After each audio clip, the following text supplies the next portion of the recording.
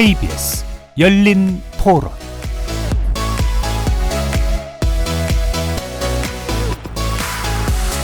안녕하십니까. KBS 열린 토론 정준희입니다.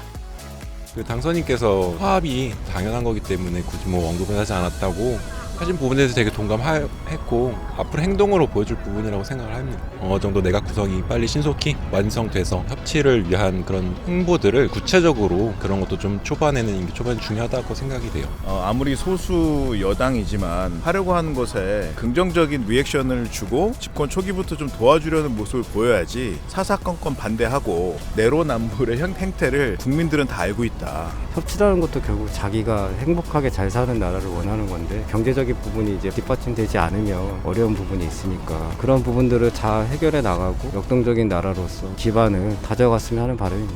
젊은 사람들 결혼해서 집 마련하는데 좀 수월하게 해주시고, 물가 좀 안정시켜주고, 화합하고 서로 다툼 없이 하나로 돼서 마음 놓고 편안하게 살 수 있는 나라로 해주셨으면 너무너무 감사하겠습니다. 거리에서 만나본 시민들의 목소리 어떻게 들으셨습니까? 윤석열 정부 출범 나흘째를 맞고 있습니다. 새 정부 탄생으로 인해 변화된 모습들이 곳곳에서 발견되고 있는데요. 대통령의 출퇴근길, 개방된 청와대 등도 그중 일부죠. 가장 중요한 정책 변화의 방향 조금씩은 눈에 띄고 있기도 합니다. 오늘 일부에서는 윤석열 대통령의 취임사를 통해서 새 정부가 추진하는 국정의 방향 어디에 초점이 맞춰져 있는지, 정치권의 협치를 이끌어낼 수 있을지 가늠해 보도록 하겠습니다. 2부에서는 인사청문회와 의회에서의 정치적 타협에 관련된 문제 얘기해 보려고 하는데요. 새 정부 출범에도 불구하고 내각의 모습이 온전하지 못하게 된 상태입니다. 초대 총리로 지목된 한덕수 후보자 어떻게 될까? 또 인사청문회가 진행될수록 야당의 부적격 변론 인물도 늘어가고 있는 상황. 국정 운영의 틀을 짜고 정책을 추진해야 하는 새 정부로서는 마음이 급해질 수밖에 없을 텐데요. 새 정부 내각 구성을 둘러싼 여야의 대치 속에서 정치적 타협의 방향, 방법론 어떻게 마련될 수 있을지 세 분의 전직 의원들 모시고 전망해 보도록 하겠습니다. KBS 열린 토론은 여러분이 주인공입니다. 문자로 참여하실 분은 샵 9730으로 의견 남겨주십시오. 단문은 50원, 장문은 100원의 정보 이용료가 붙습니다. KBS 모바일 콩 그리고 유튜브를 통해서도 무료로 참여하실 수 있고요. 콩을 통해서는 보이는 라디오로도 만나실 수 있습니다. 시민 논객 여러분의 뜨거운 참여 기다리겠습니다. KBS 열린 토론 지금부터 출발합니다. 살아있습니다. 토론이 살아있습니다. 살아있는 토론, KBS 열린 토론. 토론은 라디오가 진짜입니다. 진짜 토론, KBS 열린 토론.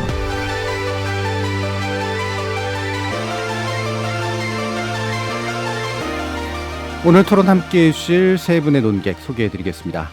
김영우 전 국민의힘 의원 나오셨습니다. 예, 안녕하세요. 신경민 전 더불어민주당 의원 함께하셨습니다. 네, 안녕하십니까. 자, 김종대 전 정의당 의원 자리해 주셨습니다. 네, 반갑습니다. 예, 지난주하고 소개 순서가 바뀌어버렸습니다. 예, 여야가 바뀌었기 때문에. 그렇습니까? 그렇군요. 제가 받을 수 있는 최초의 혜택인 것 같습니다. 그렇습니다. 다른 건 없습니다. 달라졌어요. 전혀 달라진 게 없습니다, 저한테는. 개인적으로는 달라진 게 없는데 이게 참 환경은 바뀌어버렸습니다. 이 새 정부 탄생 나흘째의 가장 상징적인 부분이 아닌가 싶은데, 김영우 의원님 어떤 변화를 좀 느끼고 계시나요? 제 이름이 가장 먼저 호칭이 됐네요. 예. 간단히 말씀드리면은 광화문 청와대 시대 끝, 용산 시대 개막. 예. 이렇게 말씀드릴 수가 있겠죠. 보니까 첫 수석 비서관 회의할 때부터 분위기가 확실히 이전 정부하고는 다르더라고요.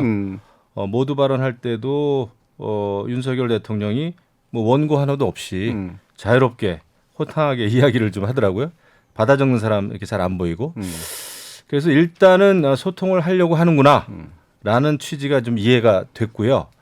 그다음에 그 장소의 변화라는 것은 큰 의미가 있죠. 사실 장소라는 것은 전 굉장히 중요하다고 봅니다. 이제 용산 그 집무실에서는 아마 대통령도 그렇고 참모진도 그렇고 서로 이제 복도를 오고 가다가 또 계단을 오르내리다가 서로 만날 수 있죠. 예.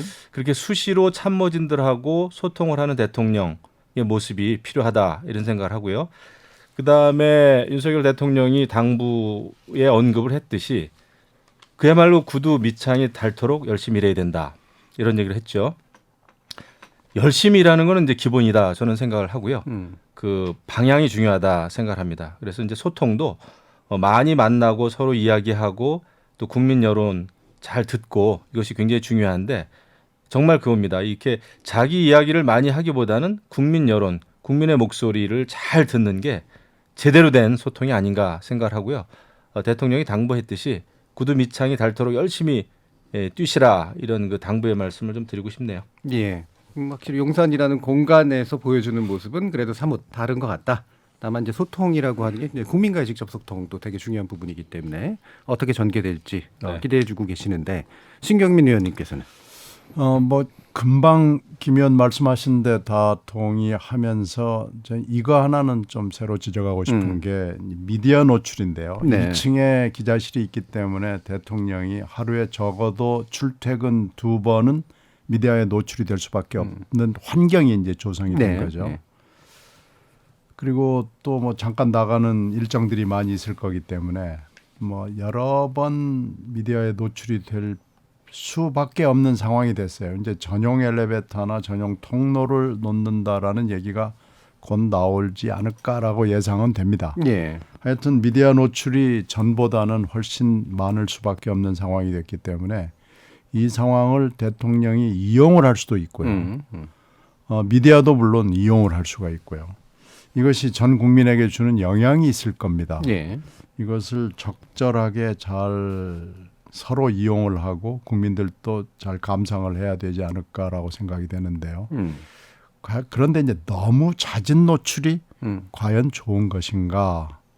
그리고 안 좋은 때가 있을 수도 있지 않을까? 왜 그러냐면 외교적이나 아니면 국방 상황의 위기 국면으로 들어갔을 때는 너무 잦은 노출이 오히려 더 문제를 일으킬 수 있는 소지가 될 수 있거든요. 그래서 뭐 다른 여러 가지 것들이 많이 변했고 변할 거지만 이 부분 하나는 좀 잘 생각을 해서 운용을 해 나가서 좋은 상태를 만들어냈으면 합니다. 예. 미디어 노출. 뭐 이 부분 사실 국민과의 접촉에서 사실 제일 중요한 부분이긴 해서 현실적으로 이 부분도 좀 지켜봐야 될 것 같네요. 김정대 의원님은 어떠세요? 네. 저도 뭐 그 대통령이 소탈하게 그 참모 회의를 하는 모습들 아주 격의 없었고요. 또 뭐 용산 집무실에서의 기자들과의 자연스러운 접촉 여러 가지 새로운 모습을 봤다고 생각합니다. 긍정적인 측면이 있죠. 이제 새로운 시대가 개막됐다는데도 저는 동의합니다. 근데 여기서 한 가지 이제 우리가 이 국정을 바라보는데 좀 관점을 명확히 세울 점이 있다는 것이죠. 자꾸 이제 이런 걸 소통으로 이야기를 하는데 진정한 소통의 본질이 뭐냐. 네. 스킨십과 소통을 자꾸 혼동하면 안 된다는 거예요. 접촉이 많다 하더라도 저도 뭐 자주 술 먹고 밥 먹고 하는 사람이 있지만은 그 사람하고 소통이 잘 된다고 생각하지 않아요. 접촉이 많음에도 불구하고 진정한 소통은 어떤 주고받는 거거든요. 예컨대 국민의 합의된 의견이 있다. 진보 보수 언론이 할 거 없이 대부분 의견이 모아진 사안이 있다. 이럴 때는 정치 지도자가 응답하는 거고 수용하는 거거든요. 이것이 국정에서의 디맨드와 서플라이, 즉 수요와 공급이 이루어지는 관계를 우리는 소통이라고 보는 겁니다. 근데 이제 자꾸 뭐 용산에서 시민들을 만난다, 기자들을 만난다 이런 거는 스킨십이 강화됐다는 뜻이지 그것이 소통의 본질이냐에 대해서는 저는 의문이 있거든요. 네. 따라서 우리가 새로운 용산 시대를 맞이했다. 또 앞으로 국민하고 소통을 강화한다는 것은 그만큼 경청한다는 뜻이고 또 여야가 합의하거나 절충하거나 이런 건 존중한다는 뜻이거든요. 끊임없는 존중과 배려의 자세 속에서 소통의 역량이 창출되는 건데 자꾸 우리나라는 뭘 보여주는 걸 좋아하는 것 같아요. 네. 예, 그런 점에서 일부 여러 가지 긍정적인 변화에 좋은 신호가 나타난 건 사실입니다만은 이제는 소통의 본질, 이 국정의 본질에서 뭔가 중심적인 어떤 그 역할을 제대로 하는 역량 있는 정보, 능력 있는 정보 이게 바로 소통하는 정보입니다. 그래서 소통이란 단어가 남발되거나 남용되는 사례는 좀 경계해야 되겠다고 봅니다. 예. 소통을 왔다 갔다 하는 거다. 그리고 왔다 갔다 하는 게 과연 뭐냐? 내용이 또 중요한 부분이니까요. 그렇습니다. 내용이죠. 예. 자, 그럼 김정대 의원님께서 보시기에 이 정부가 가장 먼저 집중해야 되는 네. 최우선의 내용은 뭐라고 생각하십니까? 저는 그 인수위 과정에서 어떤 관계부처가 합동으로 결정해야 될 사안을 인수위 또는 당선자의 말 한마디에 의해 결정되는 걸 여러 번 봤다고 경험했다고 생각합니다. 이게 벌써 국민들한테 피로감을 주는 요인이거든요. 예를 들면은 용산시대 같은 경우는 누가 뭐래도 그 주체가 우선 서울시가 돼야 되고 국토부가 들어와야 되고 또 안보상의 영향을 주기 때문에 국방부와 또 공역 관리를 하는 수도방위 사령부, 경호처 이런 어떤 관계부처 합동으로 용산시대를 검토하고 발표했어야 되는데 모든 게 당선자 말 한마디로 됐거든요. 지금이라도 용산시대는 국가적 대사기 때문에 이제부터는 그런 틀로 추진하지 말고 관계부처 합동 TF를 만드셔라. 그래서 전문가들이 발표하도록 이렇게 스타일을 바꿔주셔야 되겠고요. 또 자영업자 손실보상도 인수위 때 진즉 그 관계부처끼리 합동 의견을 모아냈었어야 되는 사안입니다. 그런데 어떤 경로인지 몰라도 그냥 인수위에서 턱턱 발표해버리고 말거든요. 그러니까 계속 그 이제 대통령 취임하신 이후에도 이런 식으로 국정 스타일을 하실 거냐. 이런 어떤 중요한 사안들 또 국민들의 관심이 고조돼 있는 가운데 여러 가지 결정하는 것은 어떤 그 과거 제왕적 대통령 시절에 권력자가 홀로 결정하고 나를 따르라는 식의 이런 스타일은 소통하는 대통령의 모습이 아니기 때문에 앞으로 추경도 편성해야 되고 또 부동산 정책부터 여러 가지 어떤 민생 현안, 자영업자 손실보상 그리고 용산시대는 또 5년 내내 들여다봐야 될 게 많기 때문에 이런 것들을 그런 어떤 문제의 성격에 맞는 국정의 틀을 제대로 갖추셔라. 단순히 이거는 뭐 내가 앞으로 결심하고 결단하고 나가겠다 이런 식의 문제가 아니라는 것이죠. 그런 점에서 지난 인수위 2달간이 유달리 국민들을 좀 피로하게 만든 이런 요인들을 신속하게 제거해달라 이 요구를 하고 싶고요.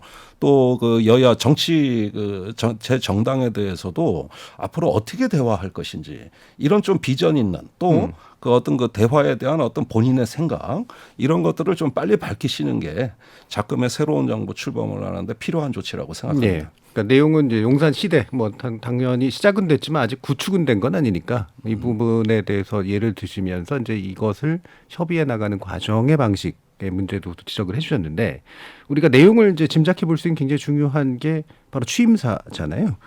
신병민 의원께서는 또 취임사 많이 좀 보셨을 것 같은데 어떤 부분이 좀 주되게 눈에 띄시던가요? 아니 뭐 짧은 건 마음에 들었어요. 근데 이제 짧다 보니까 뭐 얘기를 뭘 한 건지 잘 모르겠고 일단은 저는 물론 취임사는 빚이고 부담이고 덧치기도 하고 뭐 여러 가지 부담의 측면이 많이 있습니다만은 취임사는 또 그걸 듣는 사람이 이 대통령의 수준, 방향, 속도 이런 걸 짐작할 수 있는 굉장히 중요한 자료거든요. 근데 일단은 이게 지금 2022년에 취임사가 맞냐? 지금 현재 문제를 짚고 이 문제를 내가 한번 이렇게 풀어보려고 한다라는 얘기를 우리가 들은 거냐? 하는 데 대해서는 저는 전면적으로 부정적입니다.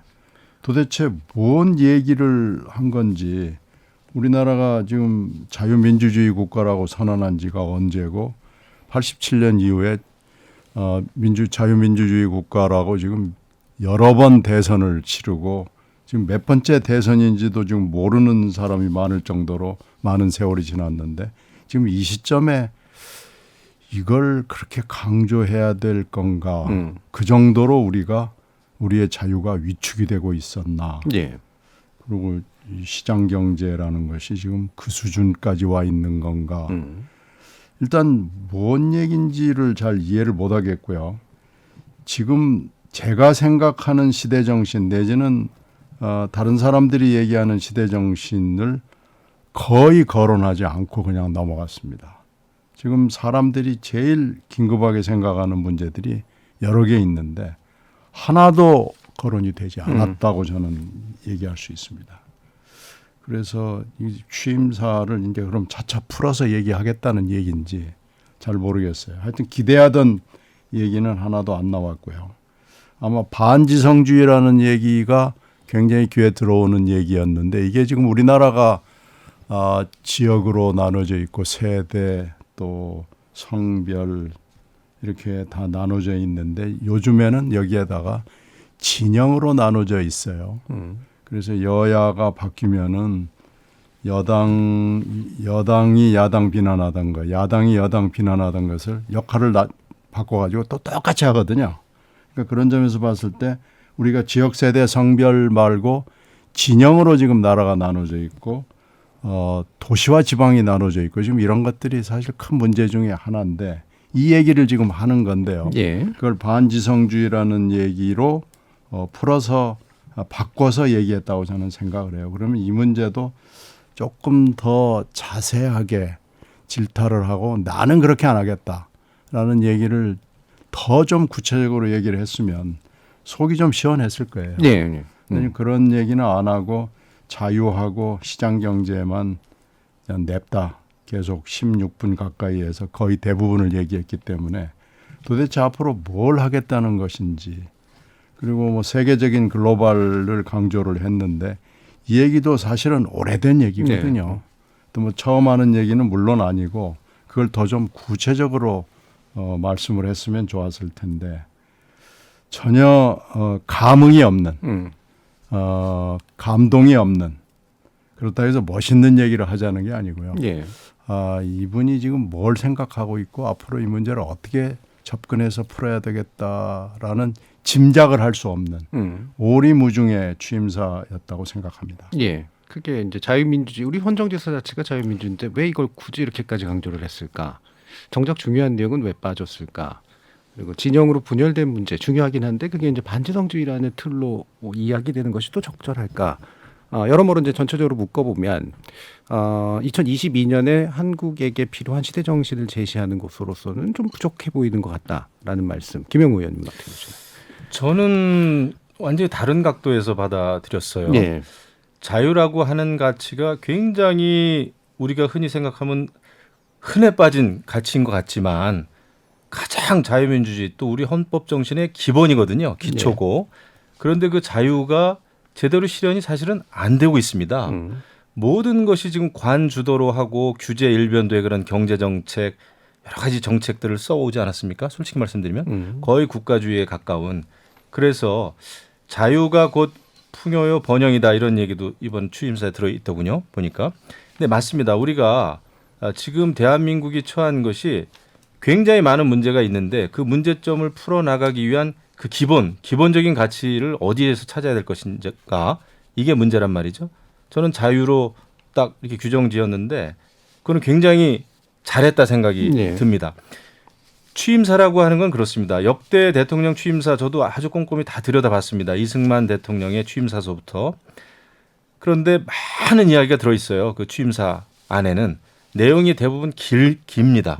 정치, 경제, 사회, 문화, 무슨 뭐 통일 문제, 정의 문제, 평화 문제 다 있습니다. 하지만은 그 많은 이야기를 다 하기보다는 지금 오히려 대한민국이 필요한 그 기본 가치가 무엇인가, 어디서부터 잘못되었는가, 보고 싶은 것만 보고 또 듣고 싶은 것만 들으려고 하는 그런 문제점에 대해서 지적하지 않았습니까?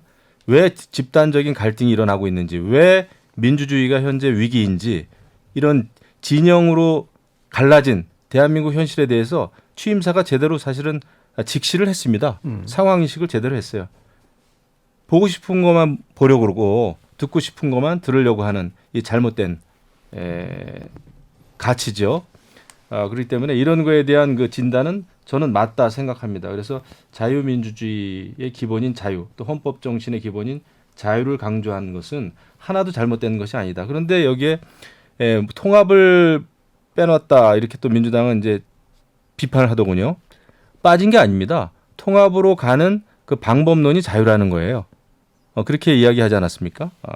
윤석열 대통령이. 그래서 그리고 잘못된 진실에 기반한 자기 오류에 빠지지 않기 위해서는 합리주의 중요하죠. 반지성주의 너무나 중요합니다. 지성주의로 가야 되죠. 근데 이렇게 이야기한 것을 비판하는 것은 비판을 위한 비판이다 이렇게 생각을 합니다. 그래서 저는 취임사 아주 잘 됐다고 보고 중요한 국정과제는 인수위에서 110가지가 되는 국정과제를 이미 밝힌 바 있습니다.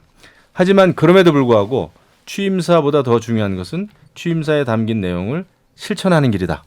문재인 대통령의 취임사 얼마나 화려하고 좋은 내용이 다 들어가 있지 않았습니까? 하지만 결국 취임사를 실천하지 않았기 때문에 결국 그 취임사가 문재인 대통령의 덫이 됐고 정권 교체의 원인이 됐습니다. 그래서 윤석열 대통령의 취임사 제가 볼 때는 훌륭하지만 그보다 더 중요한 것은 역시 구두 밑창이 닳도록 열심히 실천하는 것이다라는 말씀을 드립니다. 예, 이게 뭐 이제 사실은 자유주의 정치 철학에 대해서 제가 요즘 한참 논문도 많이 쓰고 이래서 이거 가지고 얘기할 것이 많긴 합니다만, 근데 약간 단순화시켜 보죠. 그러니까 자유민주주의라는 헌정 질서 안에서 이른바 진보와 보수가 조금씩 강조점을 달리하는 어떤 논의의 문제라면 윤석열 대통령의 말은 시장 자유주의를 좀 더 강화하겠다라는 정도로 읽히고요. 만약에 이걸 벗어난 문제라면 기존의 정부가 이제 자유민주주의라는 헌정 질서를 어긴 것이다로 또 이제 돼버리잖아요. 저는 그 내부의 문제에서 이제 좀 더 진보적 기관이나 좀 더 시장 자유적 견해나 이런 것의 어떤 차이 정도로 읽히는 것이 좀 맞다고 보는데, 그 정도로 이제 되게 중요한 문제로 인식한다는 거죠. 그러니까 시장 자유가 상당 부분 국가나 관의 주도로 의해서 질식된 면이 있다로 정도로까지는 읽을 수 있을 것 같아요. 그럼요. 그리고 거기에 강조가 됐죠. 그 다수의 의견이 곧 정의가 아니잖아요. 네. 그래서 그런 내용이 들어가 있습니다. 다수의 의견으로 소수의 의견을 억압하면 안 된다라는 측면은 소외되고 약한 자들의 그런 입장에 대해서 충분히 우리는 경청해야 되고 귀 기울여야 되고 그다음에 경제적인 기초가 중요하다. 자유시민이 되기 위해서는 그런 내용도 있습니다. 경제적인 기초라 하면 경제적으로 여러 가지 사회적인 약자, 권력으로부터 소외된 국민들의 기본적인 물질적 기반을 마련해 줘야 된다는 겁니다. 예. 그래야 자유시민으로서의 권리도 행사할 수 있다라는 내용이 분명히 들어가 있습니다. 그리고 박애와 연대 이런 내용도 들어가 있습니다. 또 이번에 굉장히 중요한 내용은 세계 시민이라는 말이 처음 나왔습니다. 어떻게 보면 맨 앞에 사랑하고 존경하는 국민 여러분, 그리고 자유를 사랑하는 세계 시민 여러분이라는 말이 맨 앞에 나왔어요. 그것은 뭐냐면 이제 대한민국도 대한민국 위상에 걸맞는 국제적인 의무와 책임을 다 해야 되는 거죠. 예. 지금 우크라이나가 저렇게 외롭게 고전을 면치 못하는 이유가 어디 있습니까? 우방이 없는 거거든요. 그다음에 자유우방 국가들과의 그 네트워크가 안 돼 있는 겁니다. 동맹이 없고. 그런 측면에서 우리는 동맹을 맺은 국가이고 또 자유주의 국가들하고의 그 네트워크가 가능한 나라잖아요. 그런 차원에서 우리의 그 책임과 의무를 또 다할 수 있어야 된다. 그래서 저는 이것이 대북 정책과 외교 정책으로도 연결된다. 라는 생각을 했습니다. 여태까지 너무 민족 지상주의였고 민족이라는 어떤 프레임, 그 개념, 그것도 굉장히 이념화되고 폐쇄화된 민족 개념에 우리가 매몰돼 있어 왔거든요. 그 안에서 대북 정책을 세웠고 외교 정책을 세웠었습니다. 그랬기 때문에 전혀 한반도 비핵화라든지 이런 문제조차도 풀기 어려웠다.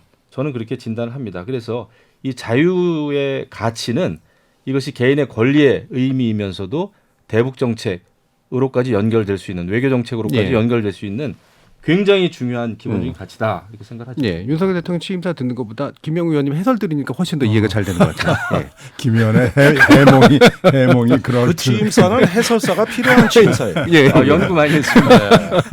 예. 저도 한 말. 김성대 의원님은 또 되게 다른 시각에서 얘기해 줄 수도 있을 것 같아서요. 사실 자유 싫어하는 사람이 어디 있겠습니까? 예, 그 35번이나 강조, 뭐 40번을 해도 상관없어요. 그런데 이 자본과 경영자의 자유하고 노동자의 자유가 같냐는 거죠. 예. 경영자의 자유는 해고할 수 있는 자유입니다. 반면에 노동자의 자유는 해고당하지 않을 자유를 얘기하는 거거든요. 충돌하는 것이죠. 그렇죠. 사회는 정치적으로 충돌하는 가치관에 어떤 절충을 한다든가 협상을 하는 그 어떤 최종적인 산물로서 유지되는 거거든요. 그래서 하나의 어떤 획일적인 자유를 강조하면 그것도 폭력이 되는 것이죠. 예. 예, 이렇게 보면은 어떤 공화주의, 어떤 저변에 어떤 이렇게 조화와 균형을 추구할 수 있는 어떤 덕목으로서의 어떤 그 정치 수리랄까 또 어떤 국정에 대한 비전이 이제 뒷받침돼야 되는데 이 연설문 내용은 자유의 개념 설명 자체에 그냥 시간을 상당히 소비를 했어요. 나는 자유의 가치를 신봉하는 사람으로서 어떤 자유 무엇을 하겠습니다가 바로 나와줘야 되는데 예. 그 뭐 존 스튜어트 밀이 왜 자유론을 쓴 게 19세기 중반 아닙니까? 사실은 거기에 나올 법한 근대 그렇죠. 철학으로서의 자유를 설명하는데 그 아까운 연설 시간 다 잡아먹고. 그다음에 그 반지성주의도 마찬가지입니다. 아주 좋은 문제 제기예요. 그런데 그 반지성주의가 또 뭔가를 설명을 해야 되는 거예요. 예. 그리고 지성주의가 왜 중요한 게 몇 문장이 거기서 다 잡아먹는데 이 설명도 사실 사족입니다. 그리고 그걸 강조한 맥락이 과학의 가치를 우리가 존중하자는 뜻인데 예. 그거는 트럼프 대통령이 하도 비과학적인 그 뭐 마스크도 안 써도 되고 백신 안 맞아도 되고 이런 망발을 하니까 바이든 대통령이 과학의 가치를 존중하자. 이건 미국에서 있을 법한 논쟁이지. 우리는 과학의 가치를 너무나 국민들이 잘 존중했고 또 방역에 성공한 나라로서 이런 식의 어떤 외국 것을 차용하는 듯한 논의는 좀 우리 한국 사회 코드하고는 맥락이 안 맞는다. 결국은 어떤 소수의 의견도 다수가 존중하자는 취지라면은 사실은 뭐 거대 정당 두 당이 정의당을 한 번도 소수로서 대우해봤냐? 뭐 선거법은 그거 예. 맨날 개정한다 그래놓고 예, 20년 예. 거짓말하는 거 다 봤고, 그러니까 이런 것으로서 그 다수 소수 담론은 오히려 정의당이 제기하기에 예. 적합한 논리거든요. 예. 그런데 이제 최고의 권력자가 이 얘기를 한다는 게 무슨 의미일까?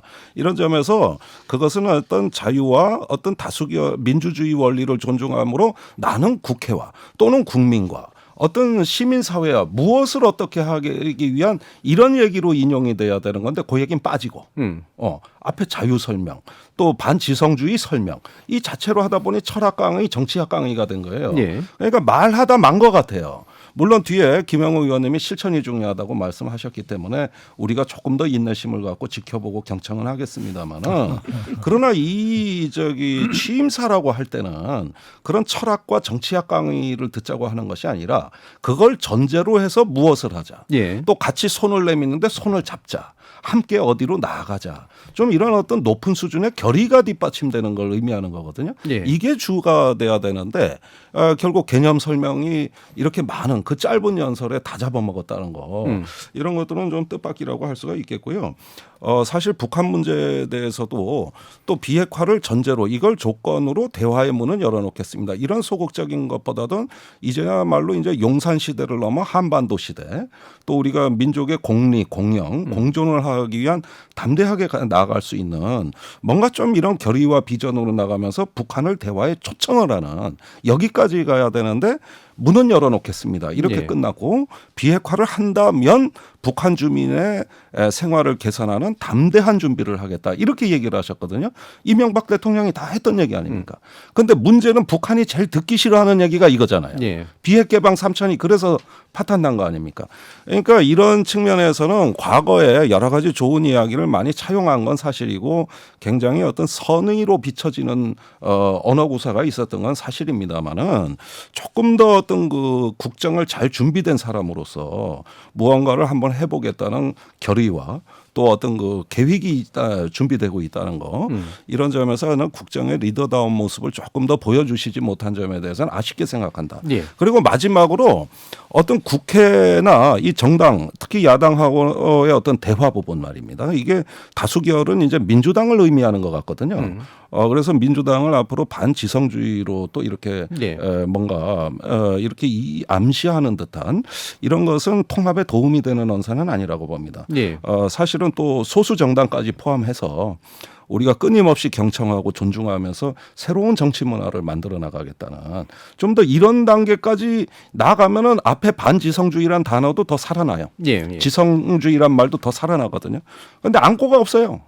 분명히 찐빵은 나왔는데 예. 이게 안고가 좀 적어요. 예. 그러다 먹다 보니까 좀 맛이 이게 심심하고 예. 자꾸 이렇게 된단 말이죠. 이게. 반지성주의는 하여튼 지금 야당이든 민주당이나 하여튼 이 여소야대 상황을 지칭하는 게 뭐 거의 분명해 보이는 것 같아요. 예. 예. 하여튼 저는 전반적으로 이렇게 보면서 이게 좀 문제였지 않을까 생각이 돼요. 경위는 뭐 알려져 있지 않습니다만 누군가 좀 괜찮은 원고를 써왔을 겁니다. 네, 그렇죠. 근데 그 원고를 제끼고 이제 새로 직접 그 개인적인 터치가 들어간 원고를 작성을 하면서 이 원고는 아마 사장이 됐을 거니까 여기서도 자의적 독단적인 어떤 결정 과정을 거치지 않았을까. 예. 사실은 저는 그걸 짐작이긴 보면서, 합니다만. 예. 그런 것이 만약에 그렇게 됐다면은 자의성, 독단성이 더 문제가 아닐까라는 생각을 했고요. 이 취임사의 수준은 사실 대학생의 리포트 수준입니다. 그래서 이거 좀 말씀하시는. 이거 좀 수준을 우리가 더 좀 높일 수 있는 방법을 찾아야 되겠다. 예. 라는 생각을 했습니다. 예, 석사나 박사나 정도까지는 올라가야 되고. 근데 제가 볼 때는 뭐 아까 이제 우리 김종대 의원님 말씀도 그렇고 그 정도의 내용을 담으려면은 1시간 이상 해야 됩니다. 연설을. 예. 예전에 미국의 윌리엄 해리슨이라고 하는 대통령이 1시간 45분 폭우가 쏟아지는데 장군 출신이죠. 1시간 45분 동안 야외에서 연설을 했어요. 3월 달에 취임을 했습니다. 폐렴에 걸려가지고 그 다음 달에 사망했습니다. 우스갯소리입니다마는 그런 일이 있었어요, 실제로. 그런데 제가 볼 때는 연설문이라고 하는 것은 모든 내용을 다 담으려고 하면은 거의 아무것도 담지 않은 거하고 거의 비슷한 결과가 나옵니다. 역대 대통령 연설에 우리가 남는 게 지금 없어요. 귀에 남는 게 별로 없습니다. 솔직히 말씀드리면. 그런데 저는 윤석열 대통령이 자유라고 하는 가치를 이번에 이제 강조하면서 그 자유를 통해서 집단적인 갈등도 해소하고 하나로 나아가자라고 하는 내용이 분명히 들어 있습니다. 그리고 그 자유가 의미하는 경제적인 의미도 있어요. 그다음에 국제사회에서의 의미도 담았습니다. 그래서 저는 그 정도의 내용이면 상당히 사실 저는 수준이 있다. 오히려 제가 생각했을 때는 윤석열 대통령이 직접 원고를 나중에 다듬는다고 그래가지고 제가 걱정도 했습니다. 어떤 내용이 나올까. 그런데 제가 볼 때 굉장히 지금 시점에서 우리가 흔히 다 알고 있다고 생각하는 그런 자유라고 하는 가치에 대해서 굉장히 강조를 다시 하면서 현실 문제를 풀어가고자 하는 자기 철학이 그래도 있구나 확실히. 저는 그걸 느꼈어요. 제가 대학교 1, 2학년 때 저도 이제 정치학 전공하고 다 했습니다마는 저 정도의 글을 쓰기 힘듭니다. 학부 수준 아니다. 단순화시키고 상징화시킬 수 있는 그 언어 능력이 있다는 거는 굉장히 내공이 있고 많이 안다는 뜻이에요. 이게 몰라서 간단하게 쓴 게 아니라 상당히 현실 문제를 축약시키면서 저렇게 간단히 쓸 수 있었다 저는 생각을 하거든요. 그래서 저거를 토대로 이제 국정 과제를 잘 실천하는 것이 저는 지금 걱정하는 것은 실천력이지 취임사가 아닙니다. 취임사? 저는 굉장히 잘된 취임사라고 여전히 생각을 해요.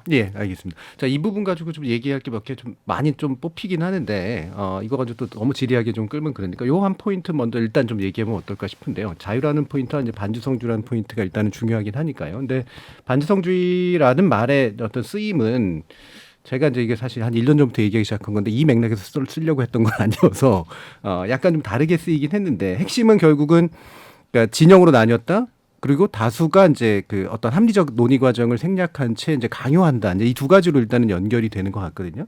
그럼 이제 말 그대로 입법부에 이제 최근 있었던 일들을 가지고 이제 실제로 지시해서 얘기하는 것에 가까울 수가 있을 텐데, 이른바 이제 검찰 개혁에 관련된 얘기하고도 또 연결이 되겠죠. 그러면 윤 대통령의 입장에서 보면 이거를 국민의 의사를 제대로 묻지 않고 입법부가 다수를 점유한 자가 너무 강하게 밀어붙였다. 이게 반지성주의다. 이렇게 이제 비판하는 목소리를 읽히는데, 그러면 그거를 뒤집는 과정, 뒤집겠다라고 얘기를 하고 있단 말이에요. 그럼 그때도 행정부가 0.73%로 과반을 가져온 행정부가 역시 마찬가지로 뒤집게 되면 또한 다수의 폭정이 될 수도 있는 거잖아요. 그럼 결국은 중요한 건 합리적 논의 과정을 어떻게 마련하는 문제인데 이 부분에서 어떻게 생각하시나요? 0.73%는 행정부가 가져온 게 아니죠. 그거는 국민이 결정한 것이고 그것은 엄연한 대통령 선거의 결과입니다. 아무리 표 차이가 작다고 하더라도 대통령으로 당선이 됐고요. 그렇기 때문에 이제 하지만 지금 현재 국회에서 벌어지고 있는 일은 여태까지 보면은 지난 5년 동안은 사실은 말도 안 되게 180석에 가까운 의석을 가진 민주당이 뭐 선거법도 그렇고 뭐 패스트트랙도 그렇고 아무튼 모든 걸 밀어붙였잖아요. 막판에 이제 검수완박으로 결말을 지었지만은 이것은 잘못됐다라는 거죠. 그런 문제의식은 분명히 있는 거죠. 그 문제점을 반지성주의라고 이야기했고 지성주의라고 하는 것은 그래도 소통이 필요하고 약자에 대한 배려가 필요하다라는 뜻에서 이제 반지성주의 이야기를 한 것인데 그거는 저는 팩트라고 생각합니다. 만약에 대통령이 검수완박이라는 단어까지 썼으면 완전히 그 취임사는 망친 취임사였겠죠. 하지만 반지정주의라는 이야기를 하고 민주주의의 어떤 원리에 대해서 이야기하는 것이기 때문에 저는 그것은 비판받을 일인가. 앞으로 이제 국회에서 협치를 하는 것은 또 국회의 몫이고요. 물론 대통령이 뒤에서 열심히 또 노력도 해야 됩니다만은 국회가 할 일을 국회가 제대로 하는 게 이제 남은 숙제 아닐까요? 협치. 아니, 예, 좋은 말씀이신데. 네, 예. 아니 취임식을 왜 하는 겁니까? 이 취임식은요. 지지한 사람뿐만 아니라 윤석열 대통령을 지지 않은 사람들을 위한 행사이기도 한 거예요. 이 여소야대 전국에서 대통령이 109석인가요? 지금 국민의힘의 작은 여당을 데리고 지금 국정을 하셔야 될 대통령께서 이제 어떤 그 국회 그동안의 검수완박이라든가 뭐 선거법 그 패스트트랙 그거 통과라든가 지금 이런 문제가 과연 취임사에서 주된 연설문의 어떤 이니셔티브로 작동한다는 건 그건 국가가 불행하다는 얘기입니다. 지금 그런 부분이 아니라 얼만큼 넓고 담대하게 안아줄 수 있는가 하고 저 사람의 품은 얼마나 넓은가. 이건 야당도 경청하는 취임사이기 때문에 어떤 국정에 있어서 협력을 구하고 새로운 대한민국에 같이 나가자는 호소가 우선이 돼야 됩니까? 아니면은 다수결로 앞서는 여당에 대한 경고가 우선시 돼야 되는 겁니까? 그런데 하나밖에 안 나왔잖아요. 취임사에서는. 야당에 대한. 예. 예, 예. 그 결국 하나밖에 안 나온 거잖아요. 그러면 이건 취임사의 품격이라고 볼 수가 없는 것이죠. 그런 점에서 우리 저기 김영호 전 의원님께서도 여러 가지 어떤 그동안의 여당의 독주를 많이 지적하고 계시는데 저도 일견 동감은 합니다만은 이거는 말 그대로 민주당의 독주. 예. 이게 지금 자꾸 헷갈려요. 아니 제가 그 당시 여당. 과거 여당에. 예. 아니 저도 자꾸 헷갈려요, 솔직히. 그런데 이런 부분들에 대해 가지고 설령 그러한 역사가 있다 하더라도 예. 그 10일 날은 역사적인 날 아닙니까? 그리고 취임식은 그래서 하는 거잖아요. 뭐 하늘에 무지개가 떴다고 감동하는 분들이 이런 어떤 그런 걸 왜 어떤 그 국회하고 또는 협치가 안 되는 거야. 사실은 지금 어찌 보면은 이 정부 인사에서 이거는 단순히 거대 야당에 대한 경고만이 아니라 저는 국민의힘에 대한 어떤 그 경고도 숨어 있다고 적극적으로 해석합니다. 예. 다수결의 억압 이 얘기는 사실은 정의당을 위한 발언인데 좀 오해를 하신 것 같은데. 예. 아니 그래서 예, 예. 야, 이런 해설사라도 있으니 다행이지. 예, 예, 그마저 없으면은 저는 정말 저거 선전포고로 받아들일 뻔했다니까요. 네네. 여야 간에. 아. 지금 이 여소야대 상황이라는 게 우리가 처음 경험하는 게 아니고요. 그렇죠. 노태우 대통령 취임했을 때 우리가 경험을 했거든요. 근데 그 당시 이렇게 복귀해 보면 이렇게 하지는 않았습니다. 이렇게 하여튼 단어는 좀 다른 단어를 쓰면서 이렇게 이상하게 후벼파는 그런 게 접근하지 않았어요. 물론 노태우 대통령의 스타일도 있었지만은 그 양반 이제 물태우라는 얘기를 들을 정도로 예, 예. 굉장히 부드러운 사람이었잖아요. 그래서 그 야당하고 대화하는 수법이나 방법도 굉장히 정교하게 했고 공을 좀 들였어요. 아예 적임자를 선발을 해가지고 그 당시에는 정무장관 제도가 있었기 때문에 예. 정무장관한테 다른 거 하지 말고 야당하고 대화만 해라. 그리고 야당 자극하지 말고 그래서 그걸 그대로 정무장관이 실행을 했고 당 대표나 원내대표도 그렇게 했어요. 청와대도 자극하는 언사를 하지 않고 그렇게 쭉 지내면서 사실은 노태우 대통령의 청와대가 요청하는 법안을 거의 관철이 됐습니다. 예. 그렇게 갈 수밖에 없는 상황인 거예요. 예. 지금 상황은 그때보다 더 나쁩니다. 훨씬 의석수가 많거든요. 민주당 의석수가. 야당이. 그러니까 예. 그리고 이제 정의당도 만약 정의당이 이제 뭐 선택적으로 물론 하겠지만 민주당 쪽의 의견을 들어주는 경우가 많을 걸로 생각을 해요. 이제 사안마다 다르겠죠. 그래서 지금 힘이 센 것은 아무리 민주당이 의석수가 많다고 해도 역시 청와대는 아니지만 하여튼 대통령의 그 대통령과 대통령 측근들의 힘이 센 거죠. 네. 그러니까 이제 우리나라 정치가 물론 후진이라고 하지만 뭐 윤심이다, 박심이다 뭐 이런 게 있듯이 윤심이 지금 굉장히 중요한 거거든요. 그러니까 지금 윤심이 얼마나 세다는 것을 윤심이 잘 모르는 것 같아요. 그러니까 세다는 걸 빨리 인지해서 센 사람이 어떻게 해야 되는가를 취득을 하기를 바랍니다. 예, 알겠습니다. 자, 이 부분 저 1부 일단 이 정도로 마무리하면서 2부로 좀 이어서 몇 가지 좀 논의해보고 그 중에 하나로 이제 결국 지금의 정치 무대의 핵심인 내각 구성에 관련된 문제로 넘어가면서 이제 그 방법론에 대해서 좀 고민해볼 수 있는 그런 시간이 되지 않을까 싶습니다. 여러분은 KBS 열린 토론과 함께하고 계십니다. 토론이 세상을 바꿀 수는 없습니다. 하지만 토론 없이 바꿀 수 있는 세상은 어디에도 없습니다.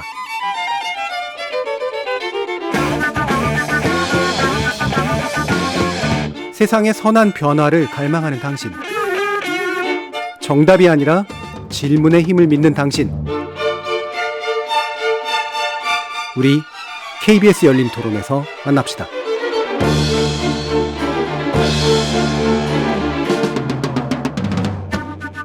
KBS 열린 토론 새 정부 출범 이후의 국정 운영 방향에 대해서 짚어보고 있는데요. 신경민 전 더불어민주당 의원, 김종대 전 정의당 의원, 김영우 전 국민의힘 의원 이렇게 세 분과 함께하고 있습니다. 자, 1부에서 취임사 관련된 얘기를 했고 2부에서는 원래는 이제 인사 문제를 얘기하려고 하는데요. 그거로 이어가기 전에 하나만 좀 짚어보면 좋을 것 같습니다. 그 자유라는 얘기를 하면서 사실 상당히 많은 부분에서 이제 시장에서의 활용 문제로 이해가 되는 그런 언급들이 굉장히 많아서요.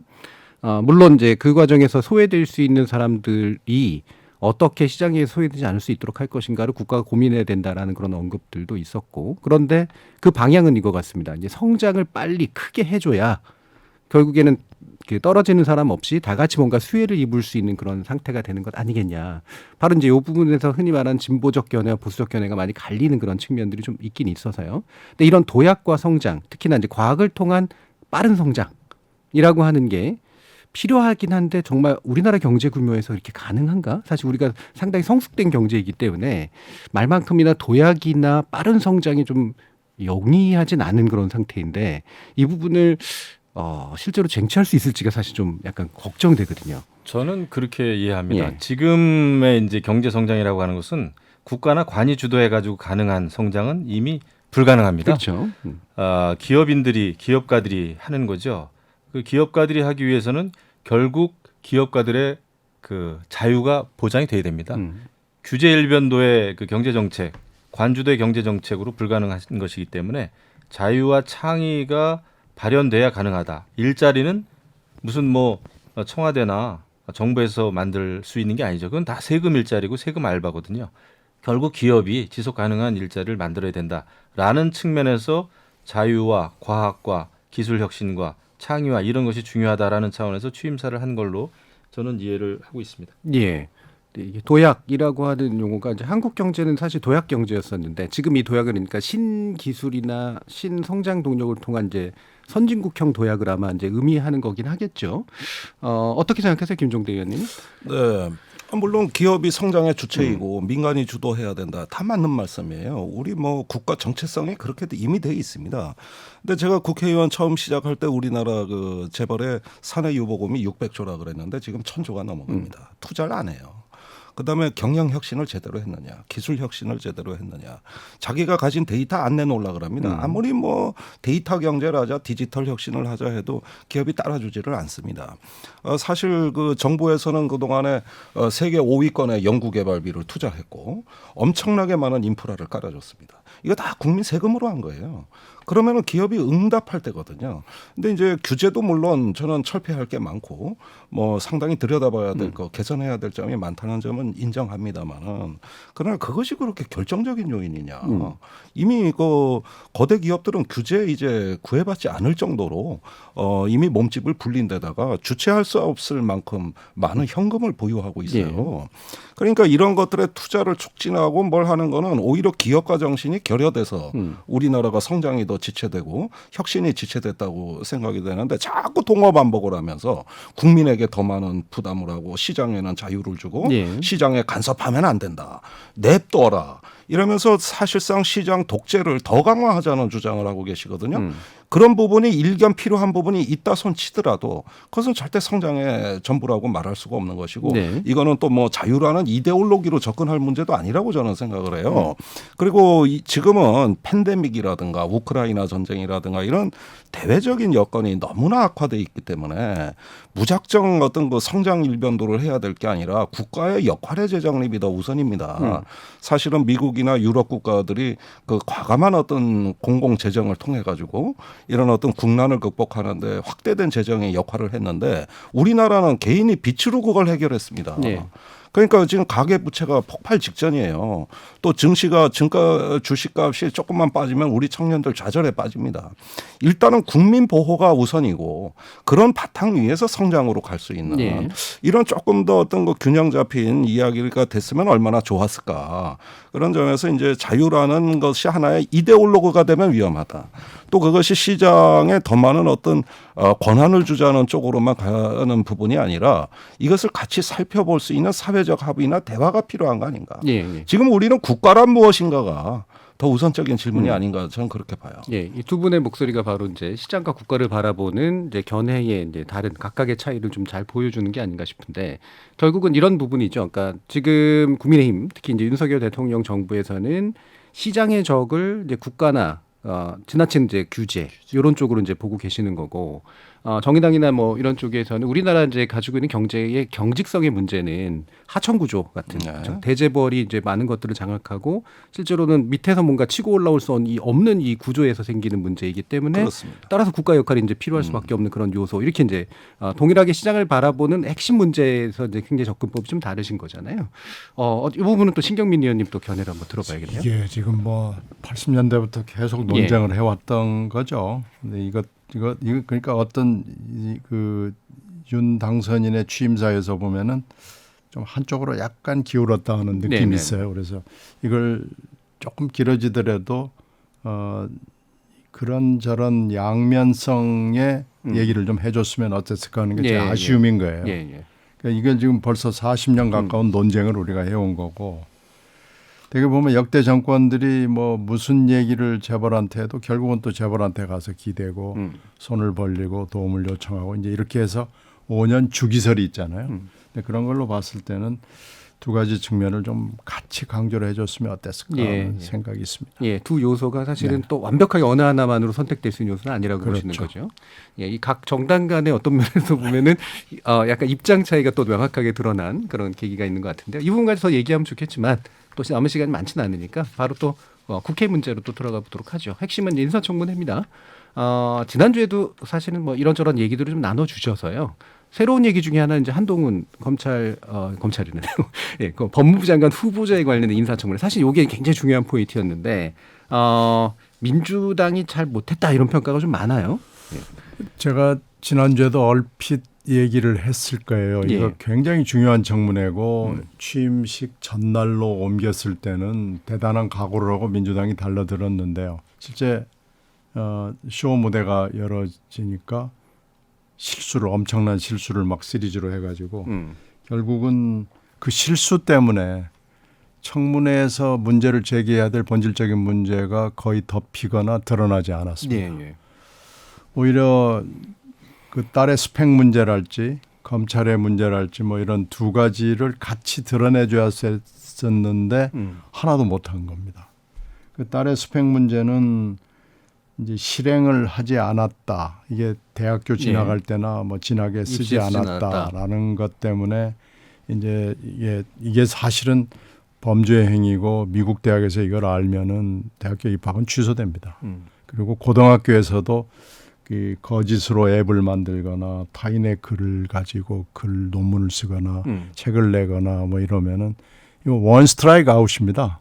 이건 뭐 이런 프레저리즘은 미국의 중고등학교에서 용납을 하지 않습니다. 그런데 이런 이 굉장히 말하자면 징계가 세거든요. 뭐 나이 고하를 막론하고 바로 그냥 원 스트라이크 아웃으로 학교에서 쫓아내 버리거든요. 그게 물론 범죄는 아니지만 도덕적으로 뭐 치명상을 받습니다. 그런 것들이 제대로 부각이 되지 못했고 검찰의 문제도 하나도 부각을 하지 못했어요. 그러다 보니까 한동훈은 괜찮은 거 아니야? 지금 이렇게 돼버려서 할 얘기가 없습니다. 민주당에 제가 한 사람으로서 어떻게 이렇게 청문회를 준비했을까? 청문회 준비도 하나도 하지 않고 청문회 날짜만 근사한 날짜에다가 택일만 해놓은 거 아닌가 이런 생각이 들어서 좀 부끄럽기도 하고요. 그러나 한동훈의 그 딸 스펙 문제랄지 그 검찰의 문제점은 남아있긴 남아있거든요. 예. 그래서 좀 아쉬운 대목이 있습니다. 이건 지금 뭐 벌어진 일이어서 되담을 수가 없거든요. 적어도 청문회장 자체를 문제를 제대로 제기하게 만드는데 활용하지는 못했다. 네, 네. 그런 평가이기시긴 하고요. 다만 이 문제는 그대로 끝날 문제는 아닌 것 같다라고 보시는 것 같고요. 예, 김영우 의원님. 민주당에서는 역시 한동훈 후보자는 안 된다라는 입장만 있었지 왜 안 되는지에 대해서 제대로 밝힌 게 하나도 없습니다. 그리고 뭐 자료 제출 안 한다 이런 불만을 계속 얘기하면서 청문회 날짜를 뒤로 미뤄가지고 5월 9일 날 했단 말이죠. 날짜를 미루고 자료 제출을 하면 뭐합니까? 그 자료를 제대로 해독할 수 있는 능력이 없는데 뭐 이모 교수를 정말 이모인지 알고 얘기를 하고 예. 뭐 한국 3M을 완전히 그냥 한국 3M이 한동훈 후보자 좀 딸이 돼버렸잖아요. 그래서 이거 완전히 코미디였습니다. 그래서 역시 청문회 준비를 철저히 해야 했음에도 불구하고 민주당 의원들이 제대로 준비를 하지 않았다. 윽박 지르는데 그냥 혈안이 돼 있었다. 이런 생각이 들어요. 그리고 여러 가지 뭐 딸의 스펙 문제 의문점은 있었습니다만은 그런 부분에 대해서는 그래도 비교적 솔직하게 사과하고 사죄했고 배경도 설명을 했다. 저는 이렇게 봅니다.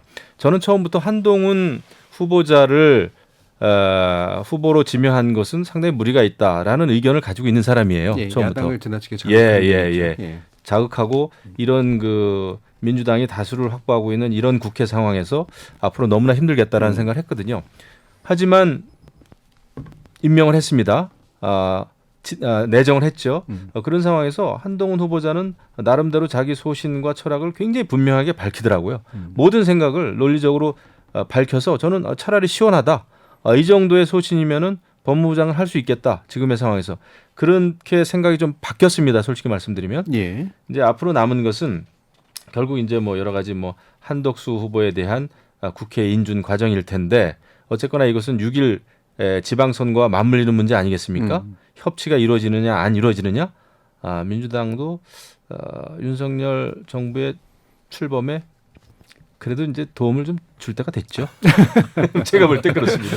예, 결국은 키는 이제 한덕수 총리를 매개로 한동훈 후보자를 어떻게 떨굴 것인가의 문제로 이제 고민이 됐던 건데 이게 약간 민주당으로서는 좀 약간 난감한 상태로 보이기는 하는데 김종대 의원께서 보시기는 어떠세요? 예, 저도 그 한동훈 법무부 장관 후보자 청문회 보면서 민주당이 왜 대선해졌는가를 다시 떠올리지 않을 수가 없어요. 사실은 그 뭐 요즘 뭐 도는 말로 애도 기간이라 그러는데 뭐 사실 잠에서 덜 깼는지 뭘 딴 생각을 하는지 서류만 꼼꼼하게 읽어봐도 할 수 없는 실수를 하고 있거든요. 예. 사실 민주당이 이렇게 가면 6일 지방선거는 물론이고 생산적으로 윤석열 정부를 견제할 수 있는 역량을 보여주지 못하면 5년 후 대선 더 어렵습니다. 예. 지금은 그걸 뼈저리게 인식하고 혁신하고 비대위까지 꾸리신 당인데 그렇다면 누구보다도 진정성이 있고 긴장했어야 되거든요. 근데 아니에요. 전혀 그런 모습이 아니에요. 거기에다 대선 패배에 책임을 진다던 당대표가 서울시장에 출마를 하고 이런 여러 가지 일련의 것들로 봤을 때 야, 과연 민주당이 저 의석은 커서 공룡같이 커지긴 했는데 제대로 그 견제할 수 있겠냐. 그것도 생산적으로 견제할 수 있겠냐. 저 솔직히 남의 당을 제가 걱정할 일은 없는데 이런 걱정을 할 수밖에 없어요. 이건 윤석열 정부로서는 큰 어드밴티지를 얻은 겁니다. 지금. 예. 남의 당 일을 걱정할 일은 아닌데가 아니라 조건이 아닌데 뭐 이런 얘기가. 그래서 지금 남아 있는 이제 총리 인준 표결이라든가 저기 한동훈 법무부 장관의 인선 문제가 결국은 초점이 될 것 같은데 저는 민주당이 통 크게 협조할 건 하고 끝까지 반대할 거는 아예 사생 비상결단으로 예. 입장을 레드라인을 거서 이런 문제에 좀 어떤 거 잡음을 제거하기를 바랍니다. 예, 내용을 좀 채워주세요. 어떤 것 끝까지 반대하고 어떤 것 아니 저는요 안고가 우선은 네, 한덕수 총리에 대한 민주당의 입장에 헷갈려요. 아, 예. 예, 솔직히 말해서 헷갈립니다. 아닌지 긴지. 예, 도와주려면 도와주고 말라면 말을 하고요. 그런데 이런 부분들 조금 더 선명해야 되는 거고 한동훈 법무부 장관 어차피 반대할 거 아닙니까? 이거는 뭐 당운이 걸린 문제잖아요, 사실. 그런데 청문회가 잘못돼서 지금 스타일 구긴 거지. 예. 원래 생각은 그거잖아요. 이렇게 딱딱 끊어주면 될 거 아닙니까? 이거는 저하고 의견이 같네요. 저도 민주당한테 말씀드리고 싶은 게 예. 한덕수 후보가 마음에 들지 않으면 한덕수 후보 부결시키라 이거예요. 차라리 예. 왜 정호영 후보, 한동훈 후보를 카드로 쓰면은 마치 한덕수 후보를 인준해 줄 것처럼 이렇게 이야기하잖아요.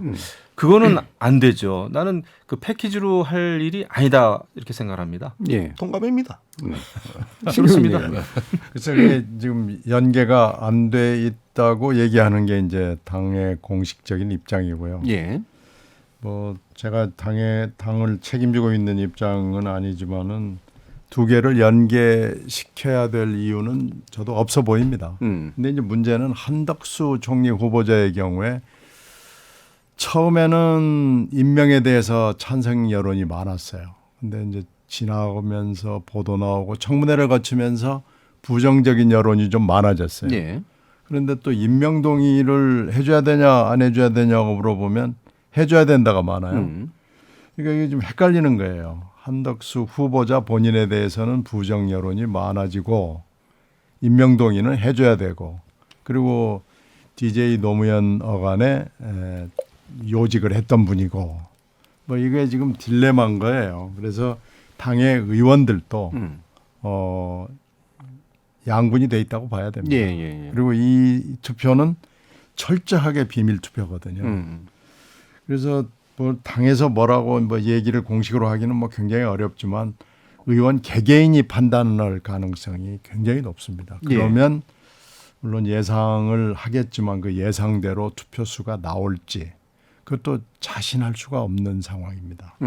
그래서 아직 지금 동의를 상정을 안 했습니다만은 동의안이 다음 주나 그 다음 주나 하여튼 6월 1일 안에는 될 거 아닙니까? 예. 상정이 되면 그 투표 결과에 대해서 누구도 가결될 걸, 부결될 걸 하고 자신 있게 뭐 예측들은 많이 나오겠지만 하여튼 이것도 세어보기 전까지는 알 수 없는 상황이 될 수도 있고요. 예. 근데 이제 한동훈 후보자도 후보자지만 아마 정호영 후보자도 지금 그 윤 대통령이 카드로 가지고 있는 거죠. 예. 만약에 정호영 후보자를 오늘처럼 임명을 해버리면 그건 이제 조금 더 상황을 악화시키는데 기여를 하게 되지 않을까. 예. 그래서 그건 좀 걱정스러운 일이죠. 예. 그러니까 이게 민주당 거대 야당으로서 민주당이 어떤 결정을 하냐도 중요하고 사실은 이제 결국 인사권자인 대통령이 어떤 결정을 하느냐도 상당히 중요한데 전국에 있어서는 윤 대통령 스타일상으로 봤을 때 그냥 현재까지 읽히는 바로는 그럼 뭐 굳이 큰 저항만 없다면 나는 그냥 임명할게. 장관 쪽은 그런 것 같고 총리 같은 경우도 사실은 뭐 굳이 부결돼도 상관은 없어라는 쪽의 입장처럼 보여요. 근데 이제 조금 세분화하자면은 정호영 후보에 대해서는 당에서도 의견을 전달했다 이렇게 예. 이야기를 했단 말이죠. 권성동 원내대표가 그 의견이라 함은 의견의 내용은 이야기 안 했습니다만은 국민 여론일 겁니다. 정호영 후보는 안 된다. 뭐 딱히 불법 이런 건 아니라도 괜찮으면 뭐라고 예, 전달했겠어요. 예, 그 의견이라고 하는 것은 예. 분명히 그런 그 정호영 카드는 버려야 된다라는 의견일 거란 말이죠. 그러면 그 정호영 그 후보 카드에 대해서는 대통령이 아마 결단을 해야 될 겁니다. 지금도 한덕수 총리 후보를 위시해서 제대로 된 지금 내각이 일을 시작을 해야 되잖아요. 예. 현실적으로. 그렇게 봤을 때는 그 현실론이 앞서지 않을까. 아무리 뭐 윤석열 대통령이 갈 길 가는 스타일이라고 하더라도 부담이 있죠. 지금 이제 확실히 아까 또 신경민 의원님도 말씀 주셨지만 여론이 사실 되게 중요한 부분인데 정치적 결정을 내리는 데 있어서는 대체로는 인물에 대해 그러니까 전반적인 내각 인선에 대해서는 사실은 좀 탐탁지 않게 생각하는 그런 쪽에 좀 가까운 것 같고 하지만 총리 문제를 비롯해서 좀 새 정부가 너무 삐걱대게 출범하는 건 좀 싫다. 이런 쪽에 좀 가까운 심리들이 좀 읽히긴 하거든요. 어떤 것이 좀 이런 여론과 함께 가는 해법이라고 보시는지 김종대 의원 좀 말씀 주시죠. 예, 저는 여기서 한 가지 누락된 의제가 있다고 예, 생각이 예. 되는 것이 주로 보면은 40년지기, 50년지기, 뭐 초등학교 동창, 고등학교 동문, 뭐 대학 선후배 이런 식의 어떤 국무위원들 임명이 너무 지나쳐가지고 오히려 우리가 보기에는 저 사람이 언론에도 유력하게 보고되는데 아마 장관 임명될 것 같다. 이런 분은 또 안 됐단 말이에요. 예, 예. 예를 들면은 뭐 통일부 장관 김천식 후보자 같은 경우 언론에 유력하다고 나왔는데 막상 뚜껑 열어보니까 검사 출신 권영세 전 의원이 왔지 않습니까? 그런데 대학 선후배잖아요. 그때부터 아주 50년 지기로 지금까지 지내온 사이거든요. 그러니까 이런 전반적으로 이 하나의 어떤 내각의 구성의 다양성이 상실되고 집단 사고에 익숙한 어떤 단일 집단을 구성해가지고 과연 이게 국민의 어떤 뜻과 어떤 요구를 제대로 담아낼 수 있는 내각이냐 이 자체가 의심스러운 거예요. 그런데 한 사람 한 사람으로 개별적으로 들어가니까 호불호를 따지다 보니까 우리가 범지를 놓친 거죠. 네. 이걸 전체를 합쳐서 전체적인 보면은 패턴을 보면 패턴을 보면 그런 거예요. 또 그런 거 하면 차관이나 청와대 비서관을 임명할 땐 전부 늘공입니다. 예, 전부 관료 출신이고 아니면 검찰이거나. 예, 그렇죠. 사실은 국민의힘이 제일 상실감이 클 거예요. 당에서 거의 못 갔거든요. 그래서 제가 지금 요즘 뭐 야당보다 더 상실감이 크시다는 얘기도 듣고 있어요. 예. 그러니까 이런 것들을 보면은 이 전체적으로 어떤 팀워크이냐 하는 부분에 있어가지고 매우 특징적인 게 드러나고 있는 거고 예. 이런 점에서 어떤 개개인의 문제를 초월해서 우리가 이 정부의 성격이 너무나 집단 사고 동질화된 어떤 집단이고 청년이라든가 여성도 없고 뭐 이렇게 어떤 마땅히 국민을 대표할 만한 어떤 통로들이 안 보인다. 예, 이런 부분에서 상당히 심각한 문제가 생긴 겁니다. 예. 그런데 청문회는 여야는 정쟁을 좋아하기 때문에 그런데 매몰돼 버려요. 이 전체 큰 숲을 못 보고 예. 예, 그런 게 굉장히 아쉽습니다. 예. 국민의힘 입장에서 제가 볼 때 인사는 그 편중됐다는 그 아쉬움이 있어요. 솔직히 예, 말씀드리면 예, 예. 제가 보더라도 차관 그 많은 차관 중에 여성이 단 아직도 예. 한 명도 아직 안 나왔다는 거는 굉장히 전 편중됐다고 보고 능력 위주로 뽑았다고 하는데 그럼 뭐 강원도 충청도에는 능력 있는 분들이 그렇게 정말 없는 건지 네, 네. 예, 그래서 그런 면에서는 저는 좀 아쉬움이 있고 특히 일기 내각이라고 하면 그래도 그 새 정부 출범하는 데 있어서의 같이 한번 온 국민이 같이 한번 해봅시다라고 하는 그런 분위기로 이렇게 좀 다양성을 추구하는 게 옳은데 뭐 2기 3기 내각이면 또 몰라도 그때는 정말 또 그래서 좀 그런 아쉬움이 좀 있습니다. 그러니까 앞으로 인사가 이제 또 몇 번 더 해야 되잖아요. 그럴 때는 다양성을 굉장히 중시해야 될 겁니다. 예. 사실 이제 또 시야에서 많이 좀 가려져 있는 것 중에 하나가 이제 그 지금 청와대라고 부르면 안 되니까 이제 비서관들에 관련된 것이긴 한데 지금 굉장히 좀 논란이 되는 비서관 인선들이 좀 있어요. 전반적으로 검찰 인선도 그렇지만 이를테면 이제 김성회 비서관 같은 경우는 사실 상당히 좀 논란이 좀 되고 있잖아요. 예. 어떻게 보세요, 신경민? 그 자리를 만든 것은 아이디어일 수 있어요. 다문화 종교 담당. 그렇죠. 예. 그런데 그게 적임자들이 있는데 그 밑도 끝도 없는 분이 왔는데 이것도 지금 제가 문제 제기하고 싶은 게 그분에 대해서는 뭐 언론 보도가 많이 됐기 때문에 제가 거론할 필요는 없다고 생각하는데요. 이 사람을 도대체 누가 추천했느냐. 예, 예. 그리고 검증을 하기는 한 거냐. 추천자가 아마 굉장히 센 사람이었기 때문에 검증이고 뭐고 없이 그냥 덜커덕 좋은 자리 근사한 거 하나 만들어가지고 거기다가 그냥 이름 석자 집어넣어 버린 거 아닌가라는 의심이 갑니다. 예. 그래서 만약에 제 추측이 맞다면 저는 뭐 거의 맞을 거라고 생각해요. 맞다면 이건 엄청난 불안의 불씨를 지금 안고 시작하는 겁니다. 예. 그 추천자가 누군지 커밍아웃 물론 안 하겠죠. 근데 그 추천자는 처음부터 이렇게 막강한 권력을 행사하면서 그 당선인 내지는 대통령의 눈과 귀를 흐리고 있는 거예요. 예. 그래서 그 사람이 얼마나 부적격한 사람인가는 숱한 보도가 나와서 예. 제가 여기서 되풀이할 필요가 없습니다. 네. 이 사람은 안 됩니다. 예. 이러면요 빨리 접는 것이 상책입니다. 그렇죠. 이게 사실 그 자리 자체는 되게 전 좋은 자리를 만든 것 같은데 다문화 종교 부분을 챙기는 거니까 근데 정확히 그것에 안 어울리는 분이 지금 돼버려서 이게 왜 그런 전혀 걸까? 맞지 않는 사람이 예. 온 거예요. 예. 그렇다면 문제는 이 인선이 어떻게 이루어진 거냐고 오히려 더 본질이 있다라고 보시는 건데. 그 사람이 꽁꽁 숨겠죠. 음. 뭐 당분간 숨을 테지만 시간이 지나면 나오지 않겠습니까? 아니 뭐 그 기시감이 있습니다. 사실은 문재인 정부에서도 아니 뭐 저기 그 뭐 진화론을 안 믿는 분도 왜 강요해 한번 임명하신 적도 있고. 아니, 그러니까 항상 권력 주변에 그런 사람들이 예. 있어요. 갑자기 훅 하고 들어오는 분이 있다 이거죠. 기술직위에 말입니다. 예. 예, 이런 어떤 황당한 일이 있는데 이제 어떤 제가 서두에 말씀드린 소통의 본질이 이런 겁니다. 그러니까 이런 국민 누군가가 불편해하는 사람이 있을 때 그거 이야기를 경청하고 접어주느냐는 거예요. 예. 예, 이런 것들이 이제 소통이고 뭐 이제 아무리 접촉 많이 하고 스킨십해도 이런 데서 고집불통으로 가면은 누가 그걸 소통하는 권력이라고 믿겠습니까? 그런 점에서 이런 문제들이 드러나고 또 여러 가지 어떤 국회에서 문제 제기가 있는데 그것이 상식의 수준이라고 하면은 이건 지체할 이유가 전혀 없다. 얼른 정리하시라. 그게 앞으로 그 국무총리나 법무부 장관 인선에도 도움이 될 거다. 이 조언은 드리고 싶습니다. 예. 김영우 의원님. 맞습니다. 왜냐하면 화끈하시네. 왜냐하면 인사가 만사라는 생각을 저는 늘 해오고 있어요. 예. 정책의 내용도 중요하지만은 어떤 사람을 어떤 평판이 있는 어떤 사람을 쓰는가는 그거 자체가 굉장한 메시지입니다. 그거 자체가 내용이에요. 그거 자체가 정책이고 그래서 이러는 것은 그 대통령이 아마 심사숙고를 잘 해야 되지 않을까. 아무리 비서지만은 그렇죠. 비서는 뭐 우리가 인사청문회를 따로 하지 않잖아요. 그렇죠. 하지만 그럼에도 불구하고 누가 봤을 때 조금 그 할만하다 저 사람은 뭐 사람이 없는 게 아니란 말이죠.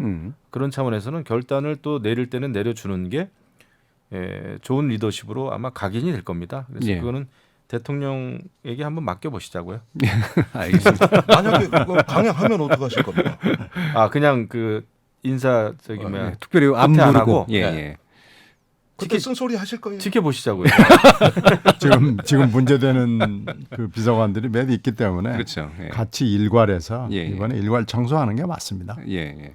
그러니까 어떤 면에서 보면 인사권을 직접 쓸 수 있는 또 대상이고 그렇죠. 그렇기 때문에 또 사실 결단도 되게 쉬운 대상이기도 해서 그냥 맘만 먹으면 되니까요. 그렇죠. 예. 그래서 윤 대통령이 이제 어떤 인사 스타일을 가지고 어떻게 소통하느냐라는 문제를 바라보게 만드는 좀 주요 지표가 되지 않을까 싶은데, 자 그럼 이제 마지막으로 지금 또 사실 이런 지적들 많이 하죠. 이제 지방선거 때문에 결국은 대선이 계속 이어지고 있는 거나 마찬가지고, 그러다 보니 이제 여야가 참 물러서기 어려운 그런 대결들을 좀 많이 벌이게 되고, 그러다 보니 이제 갈등 위주로 자꾸 이제 국면이 연장되는 경향이 있을 수밖에 없는 것 같은데, 그래도 어쨌든 굉장히 중요한 말 그대로 소위 대권을 대통령이 이제 쥐고 이제 출범을 시작했기 때문에 키는 이제 대통령이 많이 넘어간 상태인 것 같습니다. 어떤 부분들을 좀 주문해 주실 수 있을지 마지막으로 좀 말씀 좀 부탁드릴까요? 신경민 의원님부터 말씀 주실까요?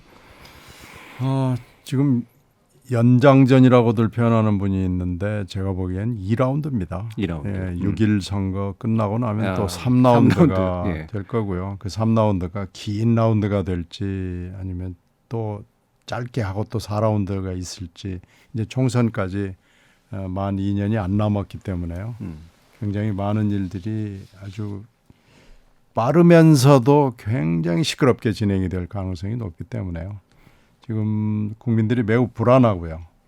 정치권 하는 게 여든 야든 뭐 하여튼 국회에 있는 사람들이 다 마음에 안 들어 하거든요.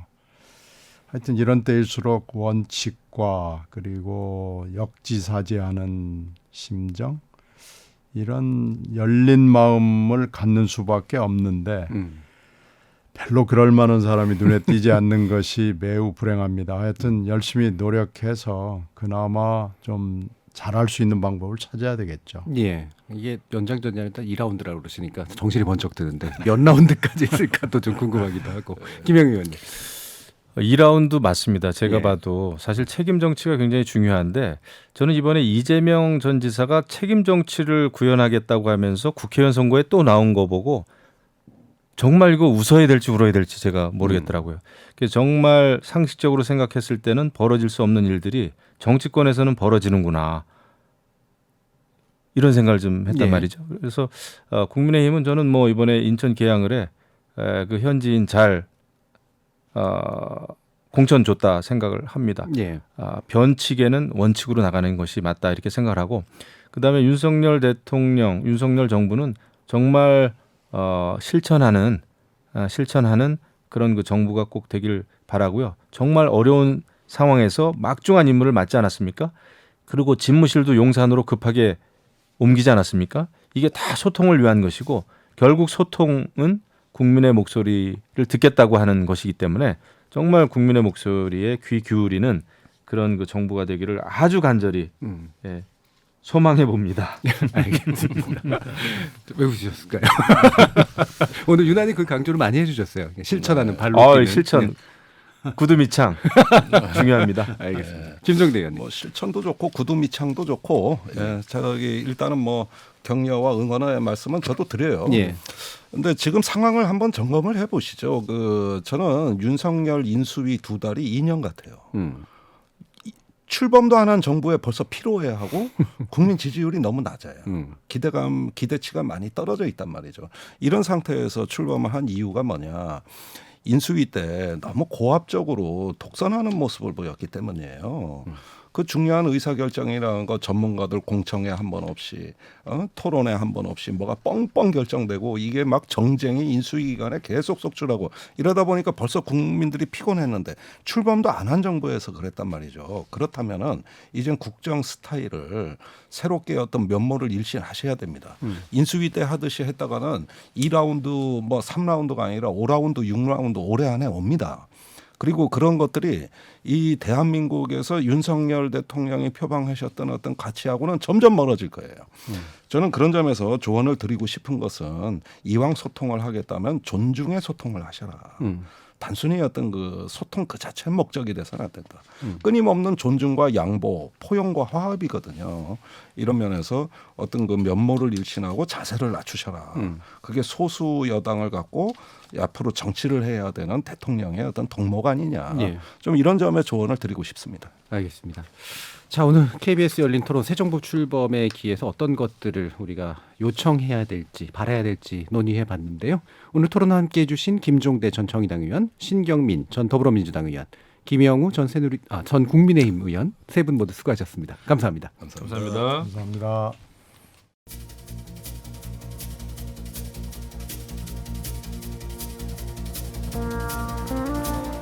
대선 결과가 나온 이후 인수위가 구성되고 새 정부 출범에 이르기까지 약 2달의 시간 동안 정말 많은 일이 있었죠. 그런데 논란과 갈등의 소재만 더해지고 있을 뿐 합의가 있었어도 합의가 작동하지 않고 결정이 있었어도 여전히 결정되지 않은 상태가 이어지고 있습니다. 엣지 오브 투모로우라는 영화가 생각나는데요.